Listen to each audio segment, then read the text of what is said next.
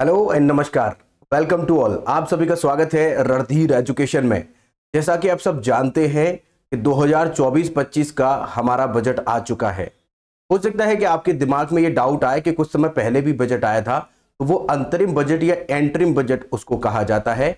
अब जो actual budget आया है वो अभी इसी जुलाई में यानी आज ही हमारा ये आया है। ठीक है, आज इसके बारे में हम लेक्चर में जानेंगे कि एग्जाम के पॉइंट ऑफ व्यू से आपको क्या क्या बातें जाननी चाहिए, इस समय पर टैक्स के स्लैब्स में क्या क्या चेंज किया गया है, फिलहाल कितने टैक्सेस हैं और कितना उसमें स्लैब रखा गया है, वो सब बातें, कितना पैसा भारत सरकार के पास आएगा और कितना पैसा ये खर्च करने वाले हैं, विभिन्न प्रकार की योजनाओं के बारे में भी हम इसमें बताएंगे।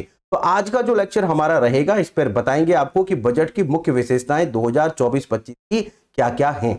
अगर आप जानना चाहते हैं कि एंटरिम बजट जो कि पहले कुछ समय पहले आया था, या फिर जानना चाहते हैं कि बजट कितने प्रकार के होते हैं, या फिर जानना चाहते हैं कि पहली बार बजट किसके द्वारा पेश किया गया, भारत में आजादी के बाद किसके द्वारा पेश किया गया और गणतंत्र भारत का किसके द्वारा पेश किया गया, और अब तक सबसे ज्यादा कितनी बार कौन पेश कर चुका है बजट। हमारे संविधान में बजट शब्द का प्रयोग नहीं किया गया है, इसकी जगह पर एनुअल फाइनेंशियल रिपोर्ट जो स्टेटमेंट होता है, एनुअल फाइनेंशियल स्टेटमेंट यूज किया गया है। इन सभी बातों के बारे में यदि आप जानना चाहते हैं, डिस्क्रिप्शन में हमने लिंक दे दिया है, इंडियन इकोनॉमी की क्लास से आप जुड़ जाइए, वहां पे हम आपको इसके फैक्ट्स बताएंगे जो पुराना स्टैटिक में पूछा जाता है।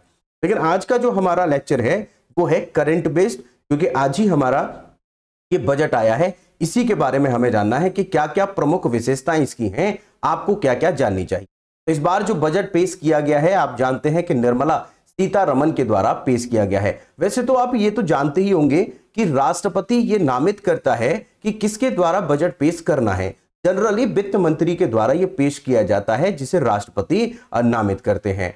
लेकिन अगर राष्ट्रपति किसी और व्यक्ति को नामित कर देते हैं तो वो भी बजट पेश कर सकता है, ऐसा भी हमारे इतिहास में हुआ है। उसके बारे में हम आपको इकोनॉमिक्स की क्लास में बताएंगे। हमारा जो वित्त मंत्री है जनरली वही हमारा वो करता है। आगे बात करते हैं कि भाई क्या क्या इसमें प्रावधान किए गए हैं। तो इसमें 4 जातियों पर मुख्य ध्यान रखा गया है। याद रखेंगे ये 4 जातियां हैं। एक मिनट, 4 जातियां कौन कौन सी हैं वो अभी आपको बताते हैं, देखिएगा। सबसे पहली बात, हम विकसित भारत अगर आपको बताएं कि हमने जो टारगेट लिया है, हमारी भारत सरकार ने वो ऐट लगा करके 2047 तक का टारगेट है कि 2047 में हम देश को विकसित करना चाहते हैं। ठीक है, 2047 का टारगेट है। विकसित भारत के हमारे लक्ष्य का रोड मैप क्या है, इसमें 4 जातियां आप पर ध्यान रखनी है। एक है अन्नदाता यानी किसान, एक है गरीब यानी वीकर सेक्शन, एक है यूथ यानी युवा और महिलाएं। ये 4 जातियों के बारे में इस पर विशेष ध्यान दिया गया है। याद रखिएगा, एग्जाम में पूछ सकता है इनमें से किस जाति पर विशेष ध्यान नहीं दिया गया है, तो 4 आप याद रखेंगे। बजट की मुख्य विषय क्या क्या रहेंगे, रोजगार है, कौशल प्रशिक्षण है और एमएसएमई है। एमएसएमई का मतलब होता है micro small medium enterprises, MSME micro small medium enterprises होता है ये, और मध्यम वर्ग यानी मिडिल क्लास, ये यहां पर हमने मुख्य वो रखे हैं। आगे देखते हैं कि विकसित भारत के लिए प्राथमिकताएं क्या क्या हैं। जैसे इसमें प्राथमिकताएं रखी गई हैं कि कृषि में उत्पादकता और अनुकूलता जो हमें बढ़ानी है, इसमें यह उत्पादकता यानी प्रोडक्शन हमें बढ़ाना है। इससे संबंधित जैसे सरसों है, मूंगफली है, तिल है, सोयाबीन है, सूरजमुखी है, जैसी इन सब के लिए आत्मनिर्भरता को यानी इंडिपेंडेंसी को बढ़ाना है। और राष्ट्रीय सहकारिता नीति जो है, सहकारी क्षेत्र की प्रणालीगत जो व्यवस्थित और चहुमुखी जो विकास के लिए यहाँ पर व्यवस्थाएं की गई हैं। खैर ये बहुत ज्यादा इंपॉर्टेंट चीज नहीं है। झींगा उत्पादन के लिए, उसके बढ़ावे के लिए और उसके एक्सपोर्ट के लिए यहाँ पर व्यवस्थाएं की जाएंगी। आप जानते हैं कि झींगा खेती और निर्यात के लिए नाबार्ड के माध्यम से, नाबार्ड आप जानते हैं, नाबार्ड जो है एक आपका सर्वोच्च संस्था है। नाबार्ड होता है national bank for agriculture and rural development. 12 जुलाई 1982 में इसकी स्थापना की गई थी, जो भारत में ग्रामीण बैंकों को और कोऑपरेटिव बैंकों को कंट्रोल करता है। इसी के द्वारा झींगा के उत्पादन को बढ़ाया जाएगा और इसके एक्सपोर्ट को भी बढ़ाया जाएगा। ठीक है, अगर बात करें नेचुरल खेती की, तो अगले 2 वर्षों में पूरे देश में 1 करोड़ किसानों को प्रमाण पत्र और ब्रांडिंग द्वारा सहायता देकर प्राकृतिक कृषि शुरू की जाएगी। तो याद रखेंगे अगले 2 साल का टारगेट है 10,000 आवश्यकताएं आधारित जैव आदान संसाधन केंद्र स्थापित किए जाएंगे। बहुत सारे सेंटर्स इसमें हमें बनाएंगे। ठीक है भाई, यहां से आगे बात करते हैं जो आपके लिए जरूरी है जानना। एक पॉइंट यह है कि विकसित भारत के लिए प्राथमिकताओं में तीसरी प्राथमिकता याद रखेंगे, समावेशी मानव संसाधन विकास और सामाजिक न्याय। देखिए इसका हिंदी और अंग्रेजी का दोनों का पीडीएफ हम टेलीग्राम पर आपको अवेलेबल करा देंगे, वहां पर आप जुड़ जाइएगा। टेलीग्राम पर का जो डिस्क्रिप्शन में लिंक दे दिया गया है, वहां पर जाकर के इसका पीडीएफ कलेक्ट कर सकते हैं। इसके बारे में बात करें कि पूर्वोदय जो है विकास भी और विरासत भी, विकसित भारत के लक्ष्य को प्राप्त करने के लिए आर्थिक अवसरों का सृजन करने के लिए पूर्वी क्षेत्र में प्राकृतिक निधि संपन्न राज्यों के लिए योजना है। जो हमारे पूर्वोत्तर राज्य हैं, जो जानते हैं आप 7 सिस्टर्स हैं, या फिर उड़ीसा भी है, आपका सिक्किम भी है, इन सभी क्षेत्रों में हमारा विकास के लिए कुछ योजनाएं चलाई जाएंगी। यहां पर यह जरूर याद रखिएगा, महिलाओं और बालिकाओं को लाभार्थी बनाने के लिए योजना के लिए 3 लाख करोड़ का इसमें अनुदान या आवंटन किया गया है। ये पॉइंट इंपोर्टेंट है, याद रखिएगा। एक पॉइंट ये इंपोर्टेंट है, प्रधानमंत्री जनजातीय उन्नत ग्राम अभियान। प्रधानमंत्री जनजातीय उन्नत ग्राम अभियान में 63,000 गांवों को कवर करते हुए आदिवासी समुदाय को सामाजिक आर्थिक स्थिति में सुधार लाने का प्रयत्न किया जाएगा। याद रखेंगे 63,000 गांव हैं, इससे 5 करोड़ जनजातियों को लाभ मिलेगा। ये इंपोर्टेंट नहीं है, ये इंपोर्टेंट है, जहां पर हम आपको बताते हुए चल रहे हैं आप उसको नोट करते हुए चलिएगा। आगे जस्ट अ मिनट, आपको और चीजें बता देते हैं, आगे बढ़ते हैं भाई। जो इंडिया पोस्ट पेमेंट बैंक है, इंडिया पोस्ट पेमेंट बैंक जो है, India post payment bank, India post payment bank जो है, इसकी पूर्वोत्तर क्षेत्र में हमारी 100 से ज्यादा ब्रांचेस खोली जाएंगी। इस बजट में ऐसा प्रावधान किया गया है। आंध्र प्रदेश, आप जानते हैं कि यहां पर नायडू जो है सीएम बने हैं और उन्होंने अपना समर्थन भी दिया है, तो विशेषकर ये राज्य भी विशेष बन जाता है। केंद्र सरकार ने इसके लिए कुछ स्पेसिफिक यहां पर दिया है। अगर देखिए तो आंध्र प्रदेश पुनर्गठन अधिनियम वित्त वर्ष 24-25 के लिए 15,000 करोड़ रुपए की वित्तीय सहायता की व्यवस्था की गई। और क्यों भी ना की जाए, क्योंकि आंध्र प्रदेश जो कि आप रेड्डी जी, आपके रेड्डी जो है वहां के वो बने हैं मुख्यमंत्री, और जिन्होंने हमें समर्थन दिया है, केंद्र सरकार में उन्होंने समर्थन दिया देश की खाद्य सुरक्षा सुनिश्चित करने के लिए, और यहां पर योजनाएं पूरी की जाएंगी। और बाकी आप जानते हैं आंध्र प्रदेश के लिए 15,000 करोड़ रुपए आप याद रखिए, ठीक है। आगे बात करते हैं कि एमएसएमई जो है उसको ऋण के लिए निर्धारण मॉडल किया जाएगा। ये बहुत जरूरी बात आपके लिए नहीं है। इंटर्नशिप वाली बात बहुत इंपॉर्टेंट है। अगले 5 साल में 1 करोड़ युवाओं के लिए, जो यूथ है उस 1 करोड़ के लिए 500 कंपनियों में इंटर्नशिप की अवेलेबिलिटी कराएगी। इंटर्नशिप जो होता है वो कराने का मौका मिलेगा 1 करोड़ युवाओं को, ठीक है। और अगर कहें कि 5,000 रुपए इसमें भत्ता मिलेगा और सहायता भी मिलेगी, एक बार में 6,000 रुपए भी मिलेंगे, ये भी सहायता इसमें मिलेगी। आगे बात करते हैं और प्राथमिकताओं में क्या है, तो शहरी विकास इसमें है, जिसमें कि स्टाम्प ड्यूटी के बारे में बताया गया है। शहरी विकास में क्या क्या किया जाएगा, तो स्टाम्प ड्यूटी जो है वो महिलाओं के द्वारा खरीदी गई संपत्तियों पर स्टाम्प ड्यूटी को कम करने के लिए राज्यों को प्रोत्साहन करना है। इसमें तो जो स्टाम्प ड्यूटी लगती है, अगर कोई प्रॉपर्टी पुरुष खरीदता है तो स्टाम्प ड्यूटी जो नॉर्मल है वो लगेगी, लेकिन राज्यों को प्रोत्साहित किया गया है कि वो अपने राज्य में महिलाएं, यानी महिला सशक्तिकरण का भारत सरकार काम करती है, तो महिलाओं को स्टाम्प ड्यूटी कम देनी पड़े। स्ट्रीट मार्केट है, टूरिज्म उन्मुख विकास है, और जल यानी वाटर मैनेजमेंट है, इसके लिए भी यहाँ पर बहुत सारी व्यवस्थाएं की गई हैं। यहाँ पर अगर कहें कि जल आपूर्ति, सीवेज और ट्रीटमेंट और ठोस कचरा प्रबंधन परियोजनाएं तथा विश्वसनीय परियोजनाएं के माध्यम से 100 बड़े शहरों को सेवाएं उपलब्ध कराना इसमें उद्देश्य रहेगा।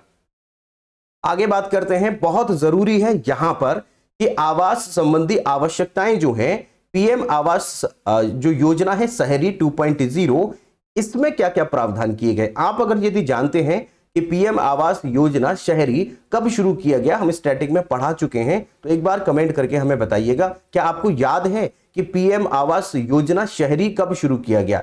इसमें व्यवस्थाएं हैं कि 10 लाख करोड़ का इन्वेस्टमेंट किया गया है, और गरीब जो करोड़ जो शहरी लोग हैं, शहरी गरीब जो है मध्यम वर्ग के हैं, उनकी आवश्यकताओं को पूरा किया जाए, ठीक है। अधिक उपलब्धता के साथ कुशल और पारदर्शी रेंटल हाउसिंग मार्केट के लिए सामर्थ्यकारी नीतियां और विनियमन लागू किए। याद रखेंगे इसमें 10 लाख करोड़ रुपए की व्यवस्था की गई है। आगे बात करते हैं ऊर्जा संसाधन में क्या क्या है, तो ऊर्जा संसाधन में भारत में लघु रिएक्टरों की स्थापना की जाएगी, और इसमें बहुत सारे प्रावधान किए गए हैं, जैसे पम्प्ड स्टोरेज पॉलिसी इसमें की गई है, जिसमें बिजली भंडारण और नवीनीकरण ऊर्जा की बढ़ती हिस्सेदारी के सहज एकीकरण इसमें किए जाएंगे। आप सोलर सिस्टम जो कहते हैं वो सोलर सिस्टम की व्यवस्थाएं इसमें की जाएंगी। देखिए बहुत जरूरी है, यहां पर इंपॉर्टेंट पॉइंट है आपके लिए कि प्रधानमंत्री सूर्य घर मुफ्त बिजली योजना। आप जानते हैं कि सोलर सिस्टम हर जगह पर लगाए जा रहे हैं, सोलर पैनल्स लगाए जा रहे हैं। इसमें सरकार आपको योजना के तहत कुछ सस्ता यानी सब्सिडी देकर के सोलर के तहत आपको वो देती है। इसमें उद्देश्य क्या रखा गया है, 1 करोड़ घरों को मुफ्त बिजली मिलेगी, 300 यूनिट तक प्रति माह उसको फ्री मिलेंगे। और अब तक जो टोटल की बात करें तो 1.28 करोड़ रुपए रजिस्ट्रेशन हो चुके हैं। 1.28 करोड़ रजिस्ट्रेशन है और 14 लाख अब तक एप्लीकेशन आ चुके हैं। 14 लाख एप्लीकेशन है। आप भी अगर लगवाना चाहते हैं तो लगवा सकते हैं। इसमें लगभग 30,000 का सब्सिडी आपको मिल जाएगी। आगे बात करते हैं कि विकसित भारत के लिए और प्राथमिकताओं में 7वें नंबर क्या है, तो स्ट्रक्चर जो आपका इंफ्रास्ट्रक्चर होता है उसके लिए प्रावधान जो किया गया है, इसमें प्रावधान किया गया है 11, 11 और 111। ये याद रखिएगा, ये इंपॉर्टेंट है, आपके लिए पूछ सकता है कि एग्जाम में आपसे कि कितना प्रावधान किया गया है। ये जीडीपी का 3.4% है। इतने का प्रावधान हमारा इंफ्रास्ट्रक्चर के लिए किया गया है। याद रखिएगा, इंफ्रास्ट्रक्चर के लिए हमारा 11, 11, 111, ये सारे 11 इसमें आते हैं। ये नंबर्स के इंफ्रास्ट्रक्चर के लिए हमने यहाँ पर इस बजट में पेश किया गया है। इसके अलावा संसाधन आवंटन को सहायता प्रदान करने के लिए राज्यों को दीर्घकालिक जो ब्याज मुक्त ऋण के लिए रूप में 1.5 लाख यानी 1 लाख करोड़ रुपए की व्यवस्था की गई है। बहुत ही कम रेट ऑफ इंटरेस्ट पर यहां पर लोन मिल सकेगा इंफ्रास्ट्रक्चर। 25,000 ग्रामीण बसावटों को 12 मासी सड़क जो होती है यानी पूरे साल भर जो सड़क चलती है, इसके लिए आपका चरण 4 शुरू किया जाएगा। ये आपका विकसित भारत की प्राथमिकताओं में आता है। सिंचाई और बाढ़ उपशमन के लिए क्या क्या किया गया है, तो याद रखिएगा यहां पर हिमाचल प्रदेश में पुनर्निर्माण और पुनर्वास के लिए सहायता प्रदान की जाएगी। ऐसा इसमें व्यवस्थाएं की गई हैं। अब पॉइंट और आ जाते हैं, और क्या क्या किया है पर्यटन के लिए, बहुत इंपॉर्टेंट है यहां पर, इसको आप जरा नोट करिएगा। यहां पर हम आपको बता दें कि विकसित भारत के लिए प्राथमिकताएं क्या रहने वाली हैं। तो यहां पर पर्यटन के लिए देखिए काशी विश्वनाथ मंदिर कॉरिडोर, काशी विश्वनाथ कॉरिडोर मंदिर जो है उसका कॉरिडोर होगा। इस पर मॉडल है विष्णु पद मंदिर कॉरिडोर और महाबोधि मंदिर कॉरिडोर का वो किया जाएगा, विकास किया जाएगा।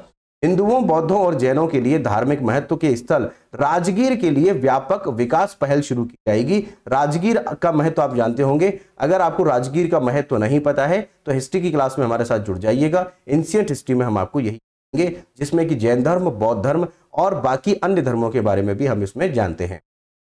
नालंदा विश्वविद्यालय को इसका गौरवशाली स्थान दिलाने के अलावा नालंदा को एक टूरिस्ट प्लेस बनाया जाएगा, याद रखिएगा। उड़ीसा को सर्वोत्तम पर्यटन स्थल बनाने की कोशिश इसमें की जाएगी। तो ये तो रही बात पर्यटन को लेकर के। आगे बात करते हैं विकसित भारत के लिए और प्राथमिकताएं क्या रहेंगी। अगली पीढ़ी में सुधार के लिए क्या क्या इन्होंने किया है, तो अगली पीढ़ी में सुधार के लिए वर्तमान में जो मानचित्र है उसमें आप डेवलप करने का यहां पर काम किया जाएगा। भू रजिस्ट्री बनाई जाएंगी और कैडस्ट्रल मानचित्रों का डिजिटल, मतलब जो आपका ये जमीनें हैं इन सबको डिजिटलाइज्ड किया जाएगा, मतलब इनके मैप को, ठीक है, और किसान को रजिस्ट्री से जोड़ा जाएगा। ये भविष्य के लिए इन्होंने सोचा है। अब आ जाते हैं सबसे महत्वपूर्ण पॉइंट पर, और वो महत्वपूर्ण पॉइंट क्या है जो आपसे एग्जाम में पूछने की पूरी संभावना है कि इसमें जो टैक्स प्रपोजल है वो क्या है। यहां पर टैक्स का जो है सिंप्लीफिकेशन किया गया है, मतलब इसको सिंपल किया गया है। आयकर अधिनियम आप जानते हैं 1961 है, 1961 उसका रिव्यू किया गया है, और धर्मार्थ संस्थानें और टीडीएस का सरलीकरण इसमें किया गया है। टीडीएस क्या होता है इकोनॉमिक्स की क्लास में आपको बता देंगे। और मुकदमेबाजी और अपील से यहां पर थोड़ा सा संरक्षण है। कर आधार में वृद्धि करना यहां पर उद्देश्य रखा गया है, और बने रहिएगा, आपको बताएंगे और क्या क्या इसमें व्यवस्थाएं हैं। क्षेत्र विशिष्ट सीमा शुल्क के प्रस्ताव क्या क्या है, इसमें कुछ चेंज किए गए हैं। जैसे कैंसर की 3 दवाइयों पर सीमा शुल्क को पूर्णतः इसमें छूट दे दी गई है, जिससे यहां पर अब सस्ती दवाइयां मिल सकेंगी, ठीक है। इसके अलावा मोबाइल फोन, मोबाइल पीसीबी और चार्जर और बीसीडी घटाकर 15% करना इसमें उद्देश्य रखा गया है, और इसका मोबाइल यानी सस्ते हो जाएंगे। सोने और चांदी पर सीमा शुल्क घटाकर 6% और प्लेटिनम पर 6.4% करना इसका उद्देश्य है। इससे आपका घरेलू मूल्य संवर्धन होगा। झींगा और फिश फीड पर बीसीडी घटाकर 5% करना इसमें उद्देश्य है। साथ में आप याद रखिएगा 25 महत्वपूर्ण खनिजों पर सीमा शुल्क से पूर्णतः छूट रखी गई है। महत्वपूर्ण खनिज क्षेत्रों को बढ़ावा इसमें मिल जाएगा। ठीक है भाई। अब यहां पर इंपोर्टेंट, इसका स्क्रीनशॉट ले लीजिएगा, यह बहुत जरूरी है। नई कर नीति जो है उसमें क्या क्या किया गया है कि अगर कोई इनकम 0 से 3 लाख तक है, यहां पर हमने देखा 0 से 3 लाख तक है, तो वहां पर बिल्कुल भी 1% वहां पर टैक्स नहीं होगा। 3 से 7% के बीच में यहां पर टैक्स स्लैब रखा गया है 5%, 7 से 10 लाख के बीच में 10% और 10 से 12 लाख के बीच में यहां पर रखा गया है 15%। और याद रखिएगा 12 से 15 में 25% और आखिरी जो 15 लाख से ज्यादा इनकम वाले हैं उन पर 30% का स्लैब है। वेतन भोगी यानी जो कर्मचारी जिनको सैलरी मिल रही है उनको मासिक कटौती से 50,000 से बढ़ा करके अब 75,000 कर दिया है। यहां पर 25,000 का बढ़ावा मिला है। और पेंशन भोगी जो पेंशनर्स हैं उनके लिए पारिवारिक पेंशन पर कटौती 15,000 से बढ़ा करके अब 25,000 कर दी है, यानी यहां पर 10,000 बढ़ा दिया गया। याद रखिएगा ये इंपॉर्टेंट है, इसका स्क्रीनशॉट लीजिएगा। और यहां पर 17,500 तक की बचत आपको मिल जाएगी, 17,500 तक की। इन सब के बारे में बहुत अच्छे से जानना चाहते हैं कि ये क्या होते हैं, क्या इनका मतलब होता है, तो आप इकोनॉमिक्स की क्लास में प्लेलिस्ट में जुड़ जाइएगा, वहां पर हम आपको बताएंगे। और सबसे महत्वपूर्ण टॉपिक आप अब तक का वो है कि रुपया कहां से आता है। तो देखिएगा रुपया जो हमारे पास यहां से आता है वो आयकर यानी टैक्स से जो आएगा वो 19% आता है। उधारी और अन्य देयताएं जो उधारी हैं, उधार लेना मतलब पैसा, वहां से 27% आता है। हम ज्यादातर पैसा जो है उधार लेकर के ही काम चला रहे हैं। अगर कर्ण भिन्न प्राप्तियां अगर कहें कि कहां कहां से टैक्स प्राप्त होता है 9% का। और अगर बात करें यहां पर केंद्रीय उत्पाद शुल्क जो है वो 5% का आता है। जीएसटी और अन्य टैक्सेस जो है वो 18% आ जाते हैं और 17% आपका निगम कर आ जाता है। इनका इंग्लिश वर्जन भी हम आपको पीडीएफ में डाल देंगे, एक बार देख लीजिए। सीमा शुल्क 4% और 1% ऋण भिन्न पूंजीगत प्राप्तियां जो है वहां से हमारे पास 1% आ जाता है। ठीक है, याद रखिएगा यहां पर रुपया कहां से आता है ये पता चला। अब रुपया कहां जाता है उसके बारे में देखना है, ये पॉइंट पूछ लेता है। पेंशन के लिए भारत सरकार 4% अपना जो बजट है उसमें से 4% पेंशन के लिए देती है। 19% ब्याज भुगतान, जो पैसा लिया था, जो अभी देखा आपने पैसा सबसे ज्यादा लिया है, इसका ब्याज के रूप में पैसा चला जाता है, उधारी का पैसा जाता है। 16% केंद्रीय क्षेत्र स्कीम जो होती हैं, चाहे वो आपकी रक्षा की सब्सिडी, पूंजीगत अपरिव्यय को छोड़ करके बाकी सब 16% जो है वो हमारा केंद्रीय क्षेत्र स्कीम के लिए जाता है। 6% की सब्सिडी दी जाती है। आप जानते हैं कि केसीसी होता है, किसान क्रेडिट कार्ड, उस पर भी सब्सिडी दी जाती है। इस प्रकार की जो सब्सिडियां दी जा रही हैं वो आपकी 6% है। और 8% हमारा रक्षा पर खर्च किया जाता है, मोस्ट इंपोर्टेंट है, याद रखिएगा। और बाकी अगर कर और शुल्कों के राज्यों का हिस्सा अगर देखें तो 21% चला जाता है। वित्त आयोग और अन्य अंतरण के लिए 9% चला जाता है और केंद्र के लिए इतना चला जाता है, अन्य व्यय 9%। याद रखिएगा, इसमें आपसे क्वेश्चन पूछ सकता है। अब आ जाते हैं, ये तो बात हमने परसेंटेज की कर ली, अब रुपए में बात कर लेते हैं कि प्रमुख मदों के लिए व्यय कितना है करोड़ में। तो देखिए डिफेंस के लिए इस समय हमारी जो सरकार खर्च कर रही है, किसके लिए, रक्षा के लिए, यानी यहां पर जो खर्च करेगी डिफेंस के लिए, रक्षा के लिए, वो 4,54,773 करोड़ रुपए खर्च करेगी। बहुत इंपॉर्टेंट है, बहुत ज्यादा इंपॉर्टेंट है, प्लीज इसे नोट करिएगा। ग्रामीण विकास के लिए 2,65,808 करोड़ रुपए। इसके अलावा कृषि एवं संवर्धन कार्यकलाप के लिए 1,51,851 रुपए। होम के लिए यानी घर के लिए, गृह के लिए, इसमें 1,50,983 करोड़ रुपए। एजुकेशन बहुत इंपॉर्टेंट है, एजुकेशन के लिए 1,25,638 करोड़ रुपए की व्यवस्था की गई है। इसके अलावा अगर हम देखें कि इंफॉर्मेशन टेक्नोलॉजी के लिए यहां पर 1,16,342 करोड़ रुपए खर्च किए जाएंगे। हेल्थ के लिए 89 लाख यानी 89,287 करोड़ 287 करोड़ यहां पर खर्च किए जा रहे हैं। एनर्जी के लिए 68 करोड़ 769। समाज कल्याण सोशल वेलफेयर के लिए यहां पर जो खर्चा होगा वो 56,501 करोड़ रुपए खर्च होंगे। यहां पर 89,000 है, ये 89,287 करोड़ रुपए, यहां पर 68,000 है, आप याद रखिएगा। समाज कल्याण और वाणिज्य और उद्योग के लिए यहां पर 47,559 करोड़ यहां पर खर्च किए जाए। याद रखिएगा यहां पर बहुत इंपॉर्टेंट बातें और आने वाली हैं, वो क्या है, स्कीम्स के लिए कितना खर्च होने वाला, स्कीम्स के लिए। तो देखिएगा स्कीम्स के लिए जो खर्च होगा वो मनरेगा के लिए अब 2023-24 में 60,000 करोड़ रुपए खर्च होते थे, अब यहां पर 86,000 करोड़ रुपए खर्च होंगे। याद रखिएगा यहां मनरेगा के लिए यहां पर बढ़ा दिया गया है, मनरेगा के लिए 86,000 करोड़ रुपए खर्च होंगे। आगे बात करते हैं अनुसंधान एवं विकास परियोजनाओं के लिए 840 करोड़ से बढ़ा करके अब इसे 1200 करोड़ रुपए कर दिया है। यहां पर रिसर्च वगैरह के लिए भी पैसा बढ़ा है। नाभिकीय ऊर्जा और परियोजनाओं के लिए 442 करोड़ से बढ़ा करके अब यहां पर कर दिया गया है 2228 करोड़ रुपए।